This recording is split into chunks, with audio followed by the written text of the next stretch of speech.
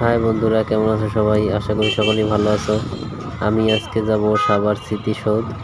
আমার বাসা থেকে আমি বের হয়েছি, আর এই জায়গাটা হচ্ছে রোহিতপুর গ্রামের কান্দা। আমার বাসা এখানে। আমি আজকে কিভাবে কোন রাস্তা দিয়ে যাচ্ছি সেটা তোমাদেরকে শেয়ার করব। এটা হচ্ছে কলেজের পাশের রাস্তা।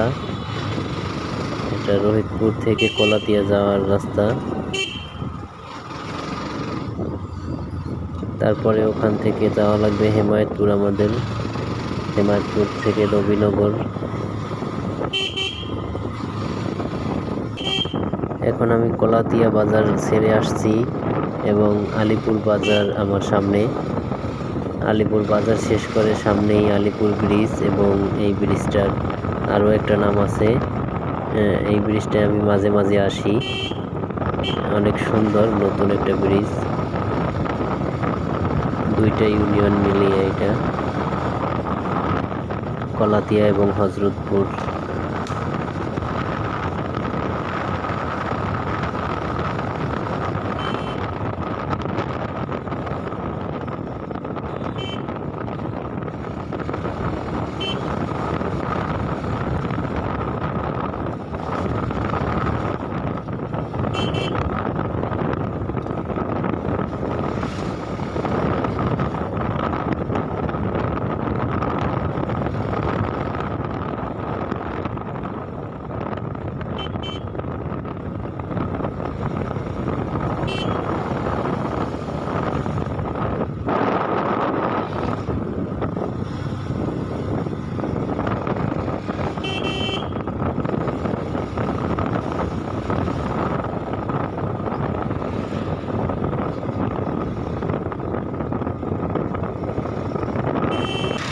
হাই গাইজ, এখন আমি চলে আসছি হেমায়েতপুরে। হেমায়েতপুর ঢুকবো আমি এখন। আর আলিপুর ব্রিজের পরে যে রাস্তাটুকু, ভাই রে ভাই, সেটার কথা আর না বললেই নয়। খুব বেহাল দশা, খুব বাজে অবস্থা রাস্তার। সেজন্য সেটার দেখালাম না ক্যামেরাতে।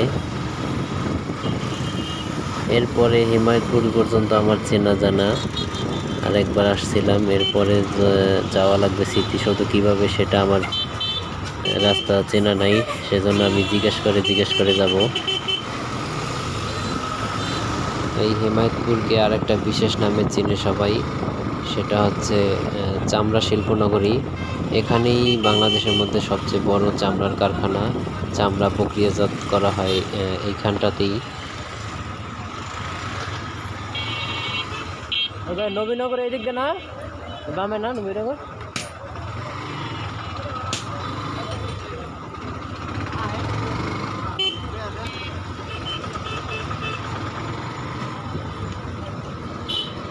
ভাই হ্যালো, ওই ভাই নবীনগর সোজা।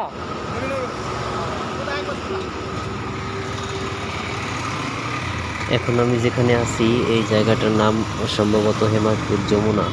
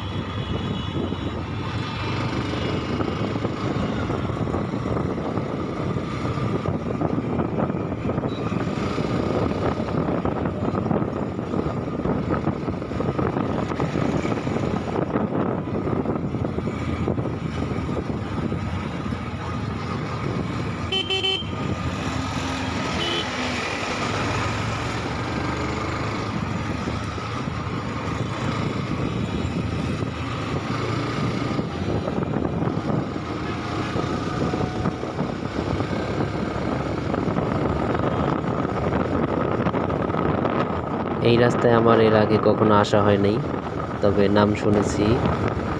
এখানেও রাস্তাটা খুব বেশি ভালো না, অসমান রাস্তা। তারপরেও কিভাবে যে এরা এত জোরে স্পিডে গাড়ি চালায় বুঝতেছি না। এদের মতো করে আমিও একটু স্পিড বাড়িয়ে চালাচ্ছি।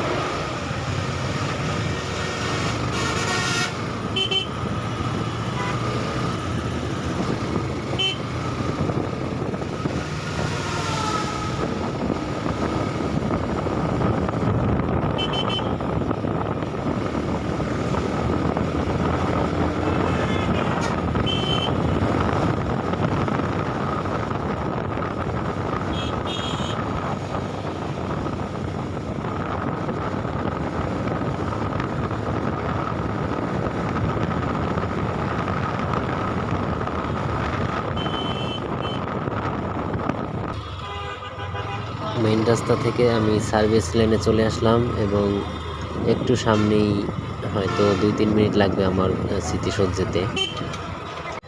অবশেষে চলে আসলাম স্মৃতিসৌধের সামনে। প্রায় 2 ঘন্টার মতো লেগেছে। হয়তো প্রথমবার এসেছি সেজন্য বেশি সময় লেগেছে। ধন্যবাদ।